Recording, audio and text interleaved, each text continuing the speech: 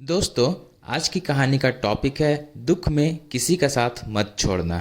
दोस्तों, अगर आप हमारे इस चैनल पर नए हैं तो प्लीज़ हमारे इस चैनल को एक सब्सक्राइब कर दें और इस वीडियो को एक लाइक भी कर दें।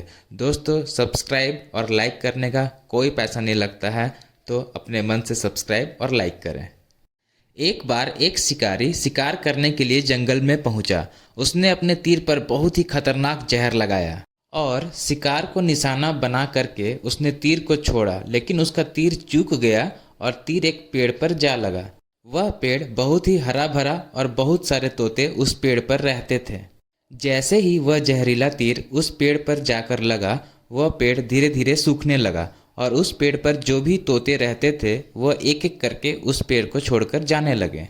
उस बड़े से पेड़ के कोटर में एक बहुत ही बूढ़ा तोता रहता था, जो बहुत ही धर्मात्मा और अच्छे मन का था। सभी तोते उस पेड़ को छोड़कर जाने लगे थे, लेकिन वह बूढ़ा तोता जाता था, दाना लेकर आता और उसी कोटर में आकर के बैठ जाता था, परंतु उस पेड़ को छोड़ने को तैयार नहीं था।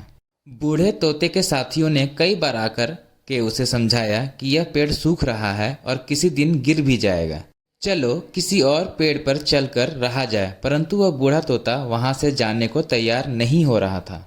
अब यह बात देवराज इंद्र तक पहुंची। उन्हें बताया गया कि एक तोता है, वह जिस पेड़ पर रहता है उस पेड़ पर एक जहरीला तीर लगने के कारण सूखने, गिरने और खत्म होने के कगार पर आ पहुंचा है, और एक बूढ़ा तोता अभी भी वहीं पर रह रहा है। वह दाना लेकर आता है और वहीं पर रहता है, जबकि उस जंगल में बहुत सारे पेड़ हैं, लेकिन वह उसी पेड़ पर रह रहा है। देवराज इंद्र प्रकट हुए और उस बूढ़े तोते से कहने लगे कि आप बहुत धर्मात्मा हैं, बहुत ही अच्छे मन के हैं, लेकिन आप इस पेड़ को छोड़कर किसी और पेड़ पर चले जाइए, क्योंकि यह पेड़ कुछ ही दिनों में गिर जाएगा। तालाब के पास में बहुत से बड़े बड़े हरे भरे पेड़ हैं, बड़े बड़े कोटर हैं, उन पेड़ों पर फल भी लगे हुए हैं, उन्हें वहीं पर तोड़कर खा सकते हैं, परंतु यहाँ से आप चले जाएं।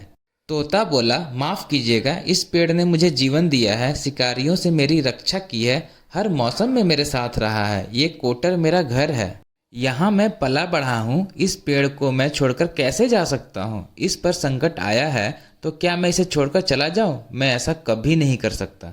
देवराज इंद्र तोते की इस बात से बहुत ही प्रसन्न हुए। उन्होंने तोते से कहा, मैं आपकी इस बात से बहुत ही खुश हूँ, मांगो जो आपको मांगना हो।